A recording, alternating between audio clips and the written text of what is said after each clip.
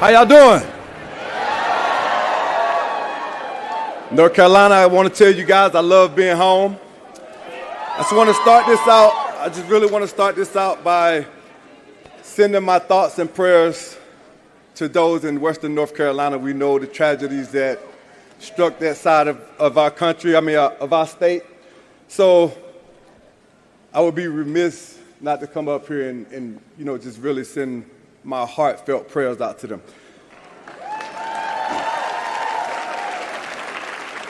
For those of you that don't know, my name is Thomas Davis Sr. I played 14 years right here for the Carolina Panthers. Keep pounding. How y'all doing? And today I am proud, very, very proud, to announce my support for Vice President Kamala Harris.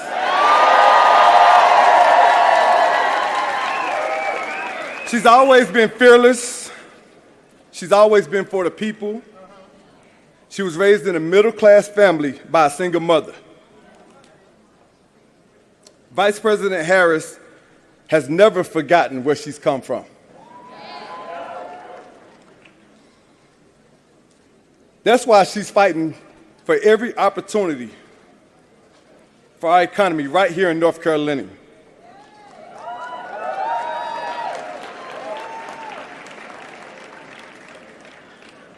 We have the chance right now to do our part.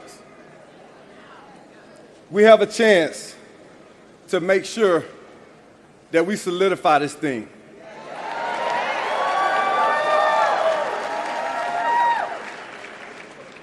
And a lot of times, you have an opportunity to stand before a crowd. And for me, they gave me some notes. That ain't me. That ain't what I do. I can stand up here and I can read these notes, or I can speak to you guys from my heart. And my heart is right here in North Carolina. I was born and raised in Georgia, but I have been a part of this community, and this community has embraced me. And I want to say to you guys, it's important for us to exercise our right to vote. We have seen 4 years of what Donald Trump is capable of. And excuse my French, we don't want to see that shit no more.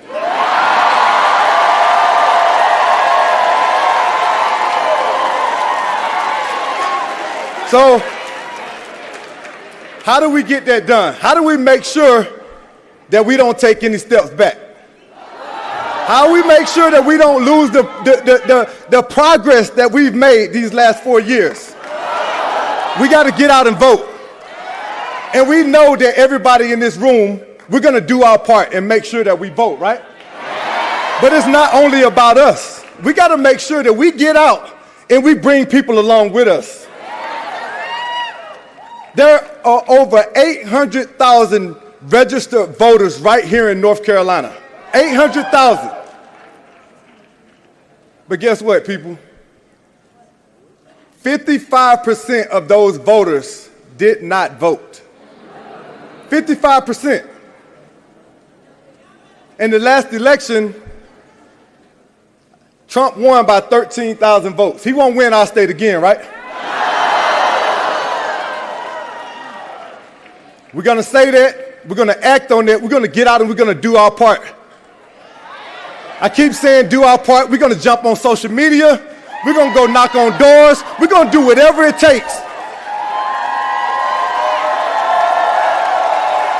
Because standing up here as a African American male, for so many years we never believed or never thought that somebody that looked like us could actually be the president of the United States. And then Barack Obama came along. And we saw in that moment, we knew that we had a chance. We knew that it was possible. And now it is a new day and age. Where so many years they told us that we would never see a female president.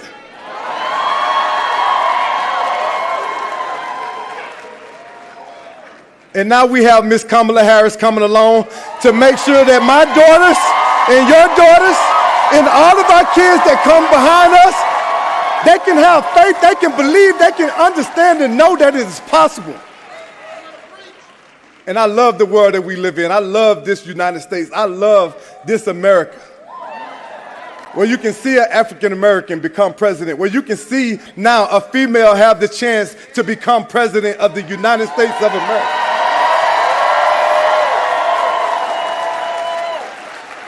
But like I said, North Carolina, it doesn't happen by chance. It doesn't happen by us getting up here talking. We got to get out and we got to do our part. I cannot impress upon you enough how important it is to make sure that we get out and we vote and we bring people along with us. Not just your neighbors, not just your family members. It really pains me.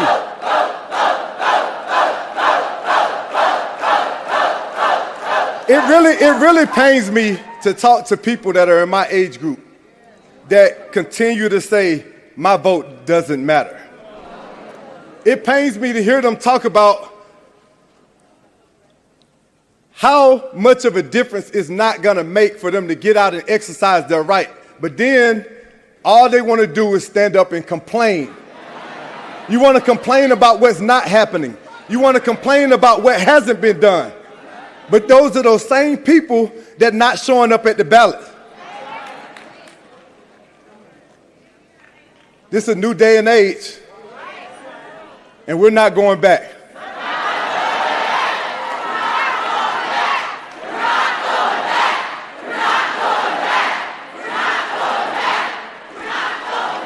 North Carolina, I have enjoyed my time. I know that my state is going to stand up big. I know that we're going to make a difference in this election. I know that we're going to turn out big time in these polls. But without further ado,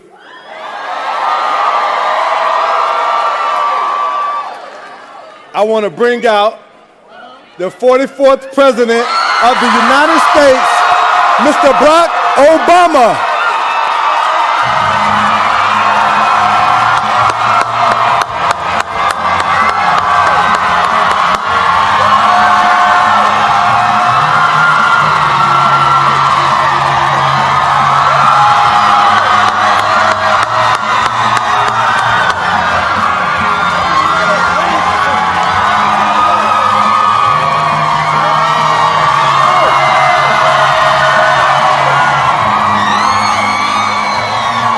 Charlotte!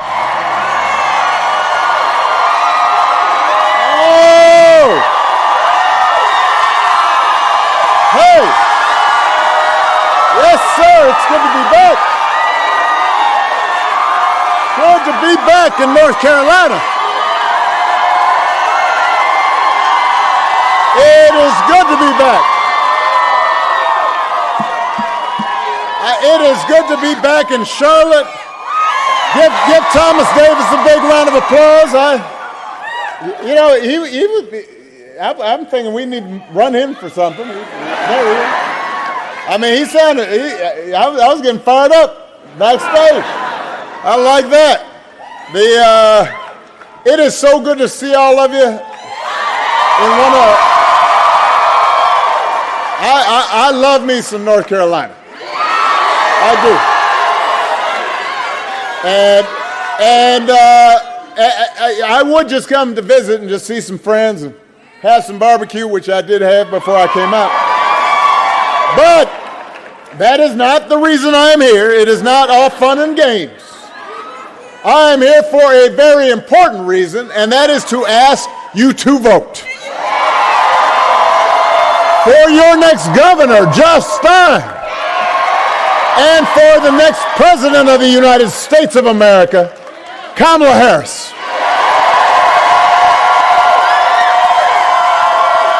Now, I know you've already heard it, but it is worth repeating in case anybody missed it or somebody is tuning in right now. Here in North Carolina, early voting has already started. So go do it. You can register to vote and cast your ballot at any one-stop early vote location in your county. And if you don't know where that is, go to iwillvote.com/NC. Now, let's face it, if you're here, you're probably going to vote. So just as important as you voting is to get your friends and family to make a plan to vote too. Because together, we have a chance to choose a new generation of leadership in this country and start building a better, stronger, fairer, more hopeful America.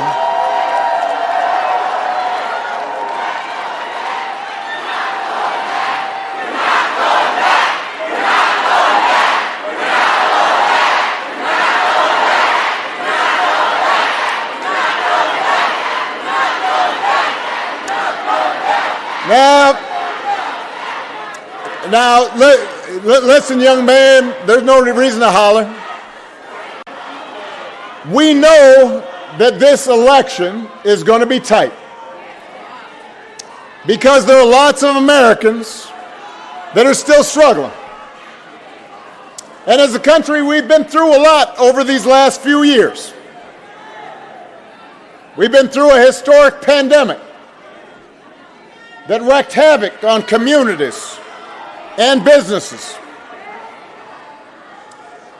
And there were disruptions from that pandemic that caused, hold on a second. There's something going on here. Hold on. Let's everybody just settle down. You know, on my way here, I was just talking about how wonderful and polite everybody in North Carolina was. I was. I love you back. But just want to make sure everything's settled down. All right. We got everything settled back there? So where was I? We went through a historic pandemic. And then disruptions from the pandemic caused price hikes that put a strain on family budgets. And people started feeling like no matter how hard they worked, they were just treading water. So I get why folks are looking to shake things up. I understand that. What I cannot understand for the life of me is why anybody would think that Donald Trump would shake things up in a way that is good for you. There is absolutely no evidence that this man thinks about anybody but himself. I have said it before. Donald Trump is a 78-year-old billionaire who has not stopped whining about his problems since he rode down that golden escalator 9 years ago. He's complaining, he's tweeting all times of night, all caps. And when he's not doing that, he's trying to sell you stuff. Who does this? He's trying to sell you gold sneakers. He's trying to sell you a $100,000 watch. Trying to sell you a Trump Bible. Wants you to buy the Word of God, Donald Trump edition. Got his name right there next to Matthew and Luke. You cannot make this stuff up. This would be like a SNL skit, except people would be like, well, that's going too far. Nobody's that crazy. No. Yes, he's doing it. Yes, he is. And the reason he's doing it is because all he cares about is his ego and his money and his status. That's his mindset. Those are his intentions. And along with those intentions, then there's also the question of his competence. I mean, y'all, y'all seen this. He's up there giving 2-hour speeches, just a word salad. Nobody's really sure what he's saying. He said he was the father of IVF. I don't know what that means. You don't either. He called January 6th a day of love, like it was Woodstock or Coachella. And if your grandpa was acting like this, you'd be worried. You'd call up your brother or your cousin. You say, hey, you notice grandpa is acting a little funny? But he acts, his behavior has become so commonplace that people don't take it seriously anymore.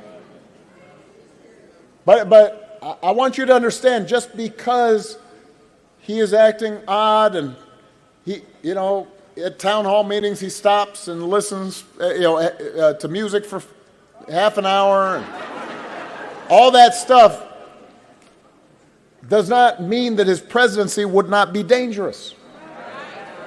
And you don't have to take my word for it.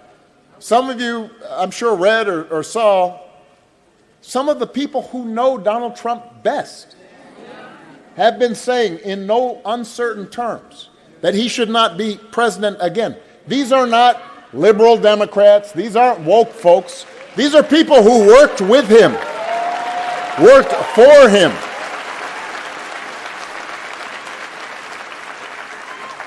The other day, General John Kelly,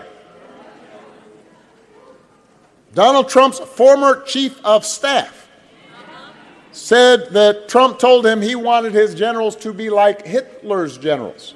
Now, I said this yesterday. In politics, a good rule of thumb is don't say you want to do anything like Hitler.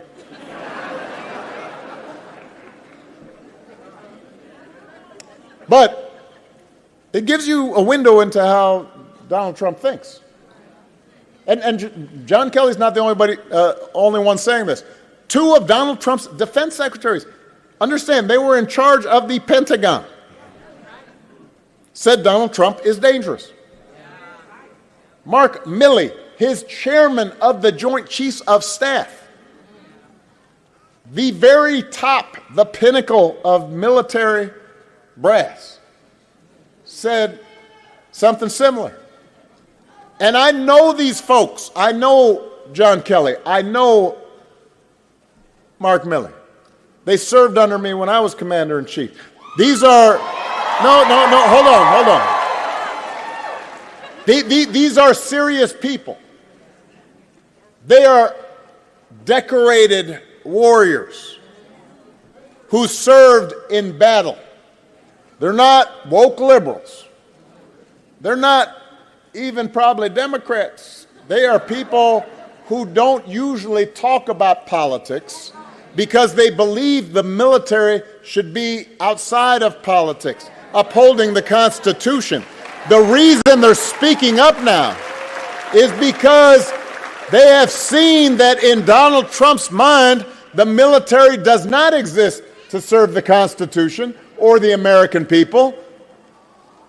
Donald Trump doesn't see being commander-in-chief as a solemn, sacred responsibility, an oath you take to our precious system of government. Like everything else, he thinks the military exists to do his bidding, to serve his interests. And he has said that if he's elected, he'll use the military to go after, quote, the enemy within, which he, do not boo, vote, which he defines, which he seems to define as anybody who criticizes him or refuses to bend the knee. It offends his ego if people disagree with him.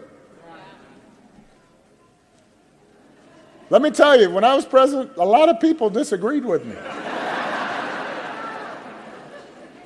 You never heard me say anything remotely like you go after people in a democracy for disagreeing with you, for trying to punish people for disagreeing. This is America.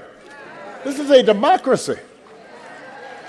And unlike the first time, unlike the first go round, Donald Trump won't have people like John Kelly around to stop him. Because he's already announced, he's planned to surround himself with people who are just as wacky as he is. And will let him do what he wants, carry out his bidding. And so the question is, how is that going to help you? How's that going to help you pay the bills? How's that going to help you make sure your kid's getting a good education? How's that going to help you with a down payment on a house? We do not need 4 years of a wannabe king running around trying to punish his enemies. That's not what you need in your life. America's ready to turn the page. We are ready for a better story. North Carolina, we're ready for a President Kamala Harris. And the good news is Kamala Harris is ready for the job. This is a leader who has spent her life fighting on behalf of people who need a voice and a champion. Kamala wasn't born into privilege. She was raised in a middle-class family, worked at McDonald's when she was in college to pay her expenses, didn't just pretend to work at McDonald's for a photo op when it was closed. She actually knows what people are going through and cares what people are going through. As a prosecutor, Kamala stood up for children who'd been victims of sexual abuse. As Attorney General of California, she fought big banks and for-profit colleges and secured billions of dollars for people that they had scammed. After the mortgage crisis, Kamala pushed me and my administration harder than any other attorney general in the country to make sure homeowners got a fair settlement. And she didn't care that I was a Democrat, that she had knocked on doors for me in Iowa. She was not going to let anything stop her from winning as much relief as possible for families in California who deserved it. That's who she is. And the good news is, in the White House, she'll have an outstanding partner in Governor Tim Walz. I was just with Tim in Madison, Wisconsin. I love that dude. He's a veteran, he's a teacher, he's a coach. He's an outstanding marksman, been a great governor. Apparently, he can even take a vintage truck apart and put it back together again. You think Donald Trump can do that? Do you think Donald Trump's ever changed a tire in his life? I mean, even when he was young, you know, if there was a flat tire, he'd call his chauffeur, Jeeves, change that tire. I don't know that his name was Jeeves. That's how I picture it, though. Jeeves. The point is, if you elect Kamala and Tim, they won't be focused on their problems, their ego. They're going to be focused on you. They understand that too many folks here in North Carolina and across the country are struggling to pay the bills. And now understand, it's important. Wages are steadily growing. Unemployment is low. Inflation is finally slowing. But the price of everything from healthcare to housing to groceries, it's still too high. And that hurts. And they understand that. The question is, who's actually going to do something about it? Now, Donald Trump's plan, shockingly, is to give another massive tax cut to billionaires and big corporations. Do not boo. Vote. I'm going to cure you of this. They can't hear you booing, but they can hear you voting. So now I've been traveling around the country. I talked to some people. Some people say, well, you know what? I remember the economy being pretty good when Donald Trump first came into office. Yes, it was pretty good because it was my economy. Because I had spent the previous 8 years cleaning up the mess that the Republicans had left. And we had had 75 straight months of job growth, and I handed it over to Donald Trump. And all he did was give a tax cut to folks who didn't need it and drive up the deficit in the process. So do not give him credit for that. That's not what makes an economy strong.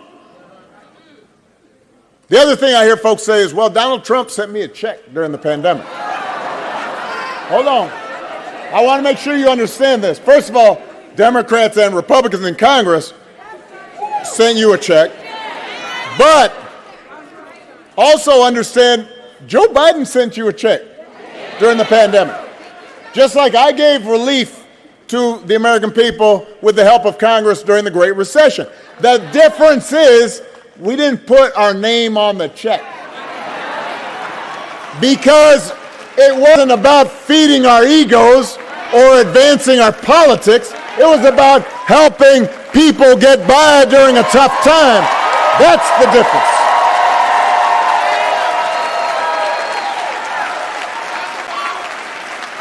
So please do not give him credit for an economy he didn't have anything to do with making work.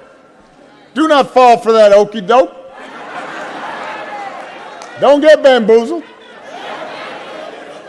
Don't get fooled. Do not get fooled when he talks about health care either.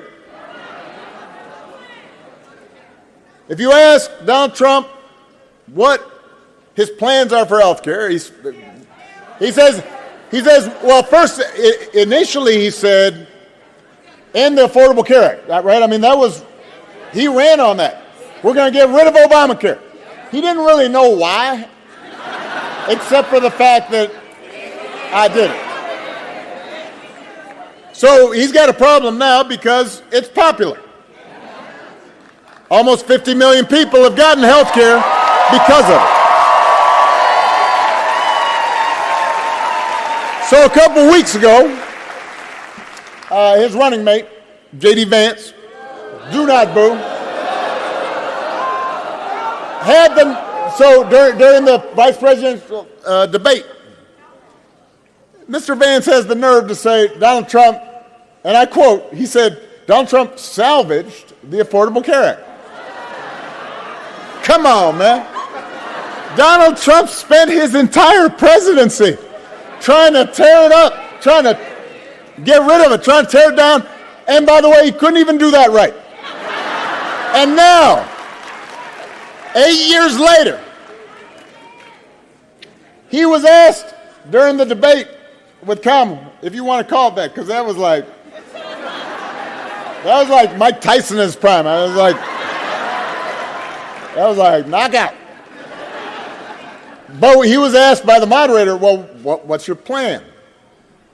He said, well, I've got concepts of a plan for how he'd replace the Affordable Care Act. And I thought about that, and I want you to think about this. Let's say your boss gives you an assignment, says, I need it by Friday. And then Friday rolls around, and your boss says, did you finish that project I asked for? And you say, I haven't started, but I have a concept of a plan. You're fired. You could try it at home. Honey, did you do the dishes? I have a concept of a plan to do the dishes. How's that going over? If it would not work for you, why should it work for the President of the United States? The good news is Kamala Harris does not have concepts of a plan. She has actual plans to make your life better. She's going to go after corporations that unfairly jack up prices. She's going to make it easier to build and buy a home. She's going to limit out-of-pocket health care costs. She's going to give a tax cut to 100 million middle-working Americans. It's on her website. It's laid out in detail. There's an actual plan there. And if Congress passes a bill to restore the reproductive freedom that women had for nearly 50 years, the freedom that Donald Trump bragged about taking away, Kamala will sign it into law.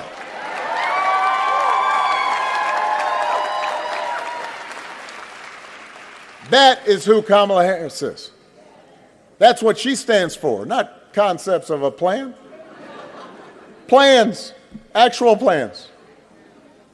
Now, if you challenge Trump on his concepts, he will fall back on one answer. This is blanket answer for everything. Blame immigrants. He wants you to believe that if you let him round up whoever he wants, ship them all out, put together these big detention camps, your problems will be solved. I want to talk about this just for a second because we have real issues at the border. We are a nation of immigrants. Unless you're a Native American, somebody in your family came from somewhere else. We are also a nation of laws. We are also a nation of laws. We have to make sure the system works the way it's supposed to, that it's orderly, that it's safe, that it's fair. What I don't understand is this. Donald Trump, JD Vance, they're quick to say anything right now that's not working. Well, Kamala's, you've been vice president for 4 years. Wasn't Donald Trump president for 4 years? I know some of you may have blocked it out, but it's true. He was the 45th president.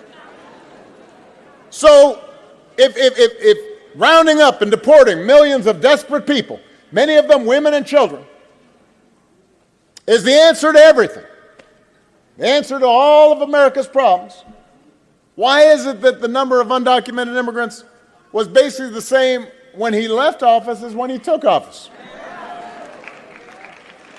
He was president for 4 years. Well, I'll tell you why. Because he doesn't have a real plan. He has a concept of a plan, and it's a mean and ugly plan. You know what would actually help bring order to the border and fix our immigration system? A bipartisan deal that Kamala Harris supported, even though it was written by one of the most conservative Republicans in Congress, and Donald Trump lobbied actively and told Republicans not to vote for it because he figured this is an issue that I can use to win an election. We do not need a president who will make problems worse just to make his politics better. We need a president who actually cares about solving problems, making your life better. That's what Kamala Harris will do. And let me say this, because sometimes I think we think presidents can solve every problem. That's not how our system works. We do not have a monarchy. We don't have a dictatorship. So the president's just one among other elected officials in our system of government.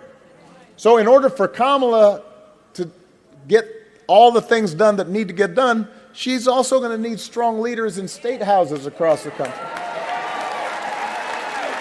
Now here in North Carolina, you've been lucky because you've got an outstanding governor in Roy Cooper.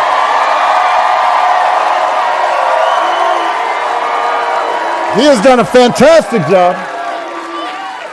He is a good man. He is a sensible man. He's a hard-working man. He has done an outstanding job leading this state. So now, to continue progress, you need to elect Josh Stein and keep North Carolina moving forward.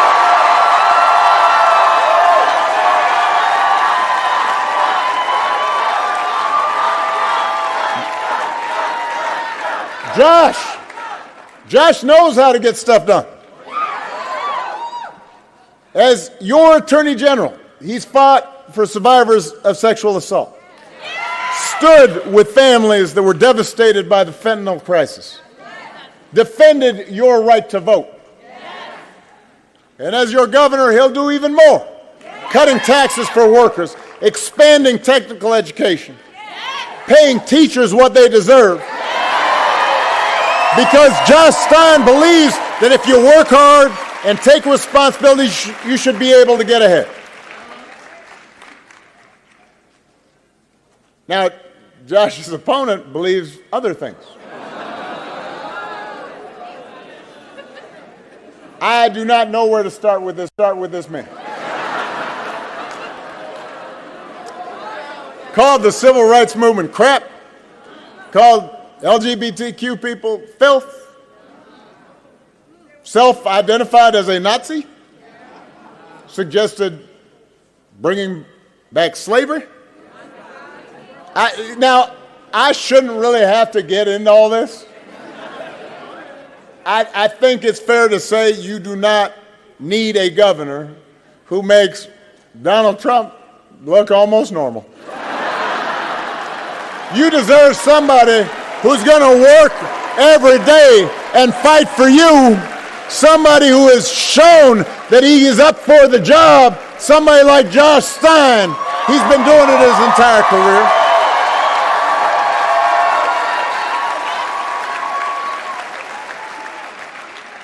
You need it in the governor's office. You need it in every office, at every level.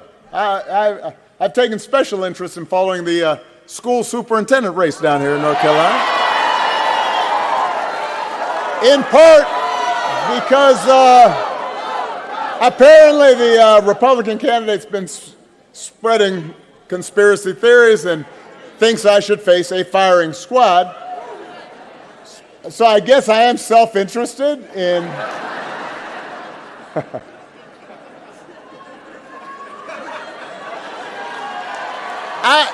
You do not want, look, I mean, I'm serious here, people. I have friends who are conservative. I have friends who are Republican. We can have differences on issues. But we can't have somebody saying just crazy stuff running your school system, purchasing textbooks,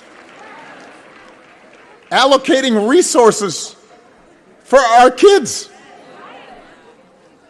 You need somebody like Mo Green, who's actually run one of the largest school systems in the state and will make sure your kids get the education they deserve.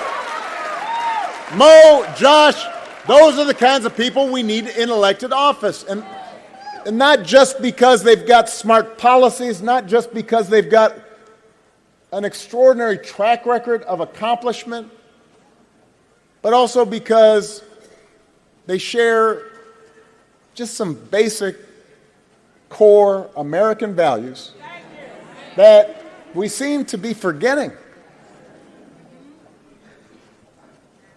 I mean, it's an example of how frustrating politics can be sometimes, that there's so much crazy just swirling, especially on social media. And so I understand why sometimes people just want to ignore politics. They just want to step away from it. We all know folks like that. Good people, but they go, God, it just seems so nasty. I just don't want to be involved. It doesn't matter. And so complacency is also our opponent here.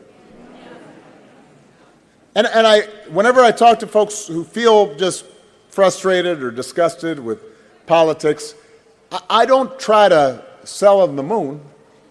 I'm honest with them. Politics is not going to solve all your problems. Politics will not eliminate all poverty. You elect a president, no matter how well-meaning, they're not going to eliminate racism. You know, you may still be frustrated with your boss. You know, your kid may still act up and do knucklehead things. People you love may still get sick. Politics is not a cure-all. But your vote matters because what politics, what government can do is make your life a little bit better or a little bit worse. So when I was president, we didn't solve all the problems with our healthcare system. But almost 50 million people got healthcare through the Affordable Care Act. Another 50 million were able to stay on their parents' plan until they were 26. Or they had pre-existing conditions, and before they couldn't buy insurance, and now they can. Somebody you know has health insurance because of what we did. It didn't solve all our problems, but it made your life a little better. Yo, we got somebody who fainted back there? All right, if we get an EMT, everybody, you got to bend your knees a little bit if you're standing too long. They'll be all right. Just give them a little space. This happens. I know y'all been standing around for a while. I'll give you another example. I said how politics can make your life a little bit better. It can make it a little bit worse, too, or a lot worse. So, and my former Attorney General, Eric Holder's here. Outstanding Attorney General. So he'll remember this. In my second term, because we had dealt with H1N1 virus, and then we dealt with Ebola, I had studied the issue.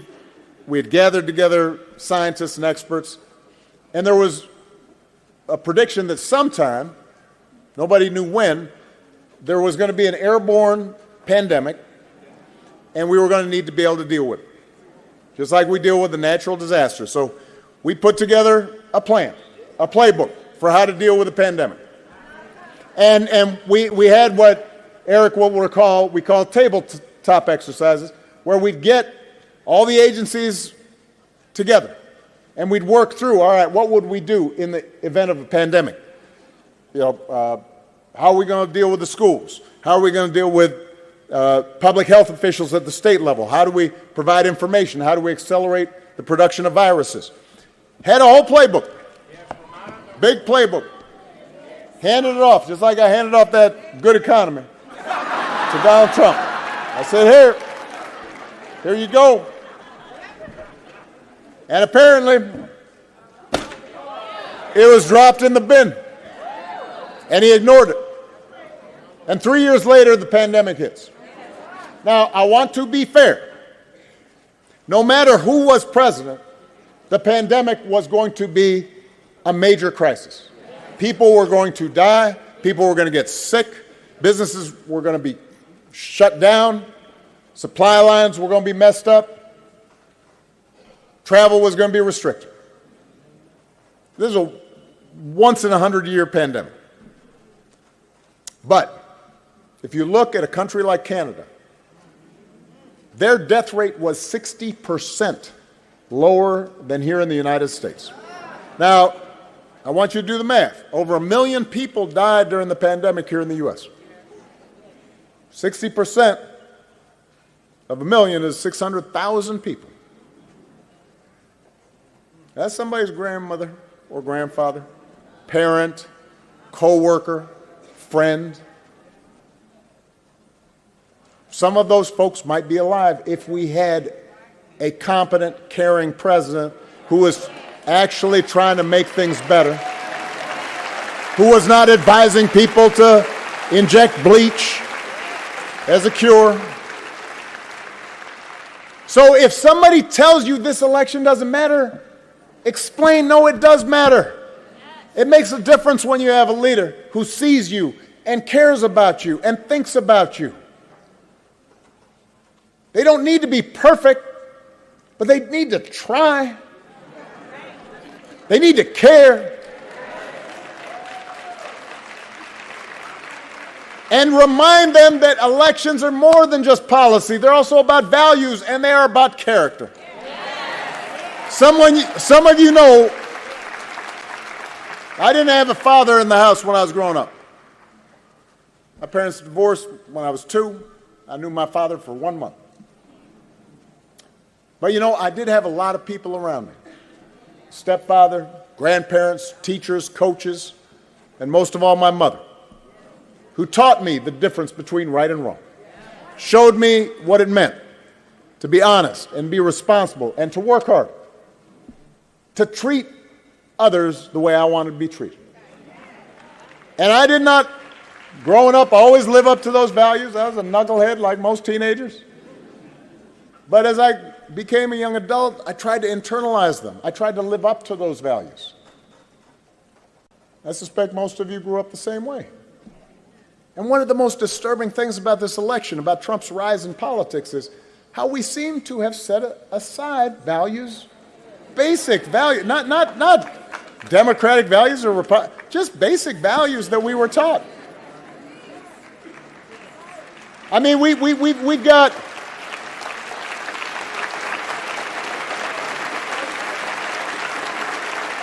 a few weeks ago, we had one of the deadliest hurricanes in American history. I was just talking to Roy and Josh about one of my favorite places in the country, Asheville. Just a couple hours from here. Devastated. So President Biden and Vice President Harris, they come down, they're in some of the affected communities, meeting with local officials, trying to comfort families. And as that is happening, Donald Trump and JD Vance are making up stories about the Biden administration withholding aid, not giving it to Republican areas, giving it to undocumented immigrants, just making stuff up. Even MAGA Republicans on the ground said that's just not true. It was a bald-faced lie. At a moment when people are most vulnerable, most desperate, for somebody, anybody, to try to manipulate and use that for their own gain, when did that become okay? I don't care where you stand on the issues. I don't care what party you're a member of. How can you countenance that behavior? If your coworkers acted like that, they wouldn't be your coworkers for very long. If a family member acted like that, you might still love them, but you wouldn't put them in charge of anything. You wouldn't trust them. And yet when Donald Trump lies or cheats or shows utter disregard for our Constitution, when he calls our service members who died in battle losers, when he calls our fellow citizens vermin, people make excuses for it, act like it's okay. As long as our side wins, it's all right. And I've noticed this especially with some men who seem to think Trump's behavior, the phony macho tough guy act, that somehow that's a sign of strength. I'm here to tell you, North Carolina, that's not what real strength is. Never has been. I don't care whether you're a Republican or a Democrat or an independent. I don't care if you're black or white or Hispanic or Asian or straight or gay. We know better than that. We know that real strength's about working hard and taking responsibility and telling the truth even when it's inconvenient. And that real strength's about helping people who need it and looking out for your neighbors and standing up for those who can't always stand up for themselves. That's what we should want in our daughters and our sons. And that's what I want to see in a president of the United States. And the good news, North Carolina, is that you have candidates to vote for in this election who demonstrate that kind of character, who know what real strength looks like, who will set a good example and do the right thing and leave this country better for it. That's the choice in this election. It's not just policies on the ballot. It's who we are, what we stand for. So whether this election is making you feel excited or scared or hopeful or frustrated or anything in between, do not sit back and hope for the best. Get off your couch and vote. Put down your phone and vote. Vote for Kamala Harris as the next president of the United States and Tim Walz as the next vice president. Vote for Josh Stein and this whole incredible North Carolina Democratic ticket. Help your friends and family members and neighbors and co-workers do the same. Because if enough of us make our voices heard, we will leave no doubt about the outcome of this election. We will leave no doubt about who we are and what America stands for. And together we will keep building a country that's more fair and more just and more equal and more free. That is our job. That is our responsibility. North Carolina, Charlotte, let's go do it. I love you. God bless you.